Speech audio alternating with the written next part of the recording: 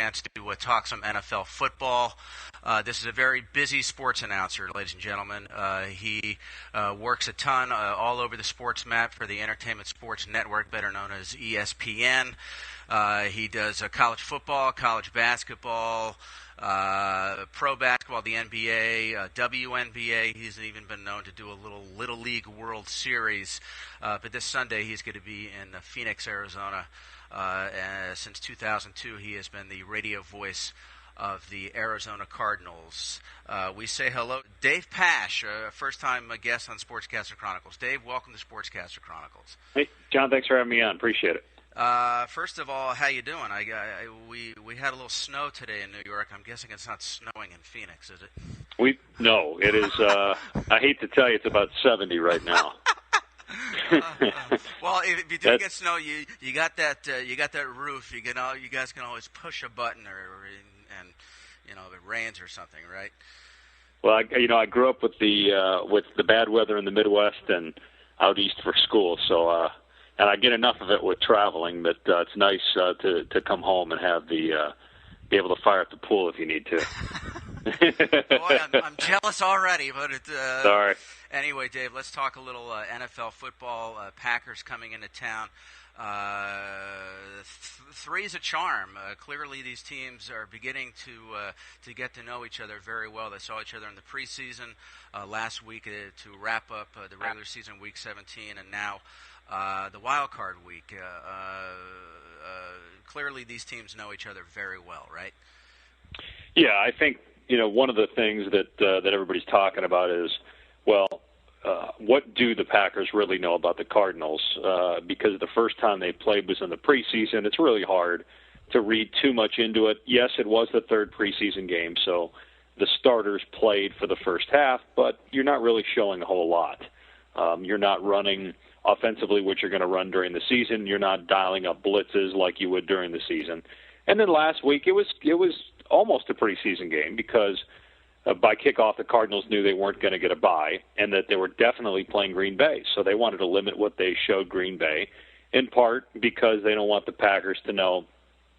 It's not so much what they can do well, what the Cardinals can do well, because they've got 15 other game films they can look at. The biggest thing is they don't want to tell the Packers, hey, this is what we think you don't do well. This is where we can attack you and have success. And, the Cardinals did a good job of that. I mean, their offense was terrible in that game. But, again, part of that was they were vanilla. They weren't attacking.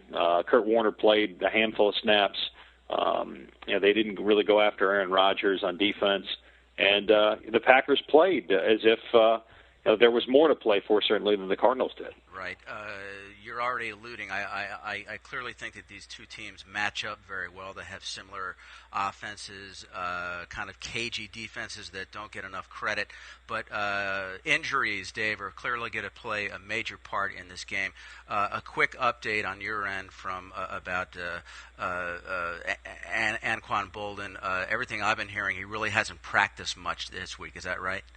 Right. And, with him, you don't know if that really dictates to you, much because Anquan has not practiced during the week before and then has come out and played. And remember, this is a guy that, had his head taken off against the Jets last year and came back a couple of weeks later. So I think that, there's a good chance that Anquan could come out and play. It just depends on how he's feeling on game day. Right. And then I think the most important one, there's 2 guys on defense, the 2 starters that are hurt, Calais Campbell. It looks like he'll play, but he'll wear a cast, which means it's going to be very hard to grab and throw an offensive lineman. And to me, the biggest one is Dominique Rodgers-Cromartie, who in the playoffs last year, as a rookie at the cornerback position, really changed the defense for the Cardinals. For example, in the Carolina game, the Panthers, when they played the Cardinals during the regular season, in a game that was very close, in Charlotte, Rodgers-Cromartie was the third corner. So he played about half the snaps. When they saw him in the postseason, he wasn't a rookie anymore. He had become their shutdown cornerback.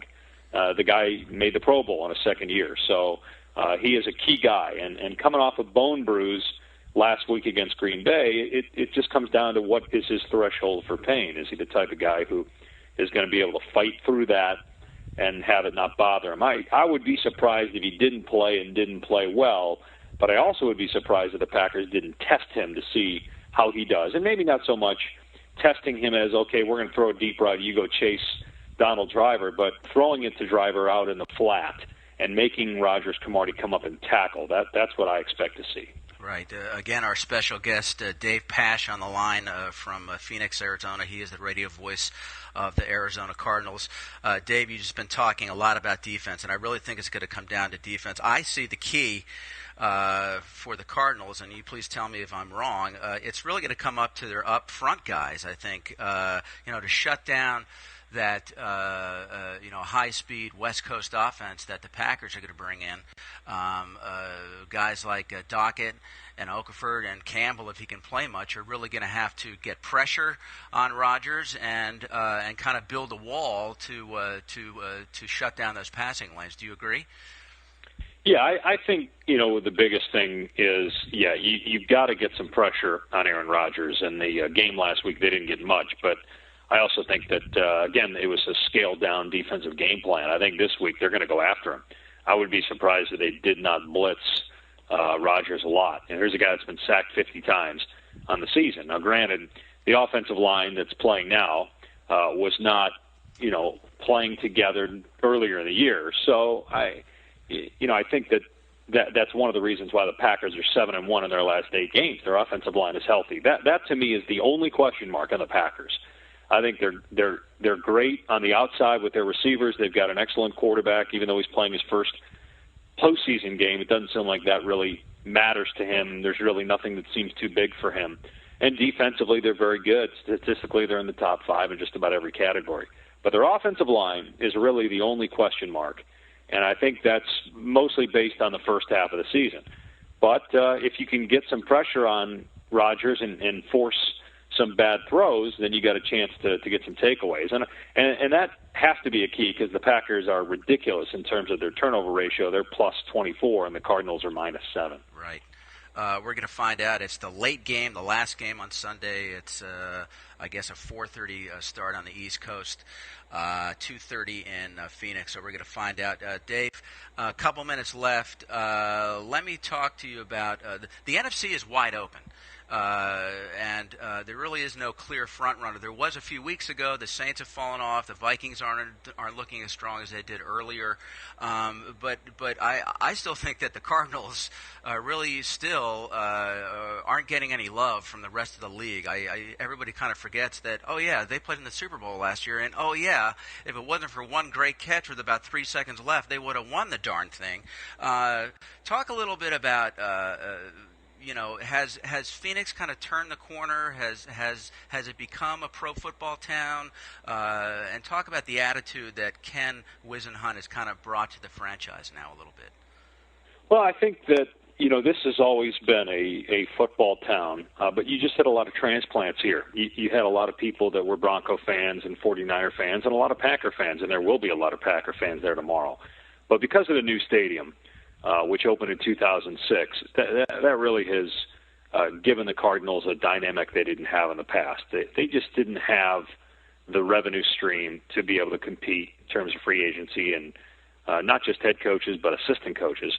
And they've got that now, and you're seeing it on the field. And, of course, the hiring of Ken Whisenhunt, here's a guy that in 3 seasons has not had a losing season, and they won 10 games this year, the first time they won 10 games in over 30 years. So he's done a lot. But you're right, the lack of respect is something also that fueled this team in the playoffs last year. And it's very similar to last year so far in that just about everybody that you hear when talking about this game picks Green Bay. And they might be right. But I think that it helps the Cardinals in the sense that they seem to thrive off it. It's when things are going well. Prosperity is something they have not handled well. But when they play as if they have something to prove, as we saw in the playoffs last year when one sportscaster called them the worst playoff team in NFL history, they use that as motivation. Now, you still have to be good. You still have to have the players to be able to do it, and they do. More of our conversation with Dave Pasch coming up. This is Sportscaster Chronicles.